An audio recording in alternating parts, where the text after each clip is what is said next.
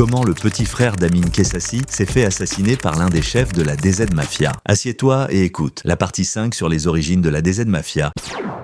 13 novembre 2025, Marseille, France. Mehdi Kessassi, le petit frère d'Amin Kessassi, a maintenant 20 piges. Un jour, il est tranquillou au volant de son Audi Q3 et se gare au calme devant un centre médical. Mehdi patiente dans sa Vago quand deux bougs sur une moto s'arrêtent à sa hauteur. L'un des gars le vise avec sa calache et le rafale au thorax de 6 balles à bout portant. Le jeune frère Kessassi est mort. Mehdi n'avait pourtant aucun lien avec la bicrave, il avait même un casier vierge et préparait le concours pour entrer dans la police. La moto sera retrouvée quelques heures plus tard, carbonisée dans les quartiers nord. En fait, Amin Wallan, alias Mamine, a plusieurs fois essayé de faire taire directement Amin, mais celui-ci étant devenu une personnalité publique assez connue, il est donc en permanence protégé par une garde policière personnelle. Mais ce n'était pas le cas de son petit frère Mehdi, et dire qu'il venait de sortir son livre « Marseille, essuie tes larmes ». Quelle coïncidence tristement ironique, quelques jours après, on verra leur père, Ahmed Kessassi, se rendre sur le lieu où son fils a été tué. Son deuxième enfant a été assassiné, et donc, en arrivant sur le lieu du crime, le papa fond en larmes. Amin et sa maman, Wassila Benhamdi, vont également faire une marche à la mémoire de Mehdi, Brahim et toutes les victimes du trafic de drogue. La guerre contre le trafic de gueudreau n'est pas terminée, mais comment les combattre si même en prison, ils peuvent continuer de tuer ?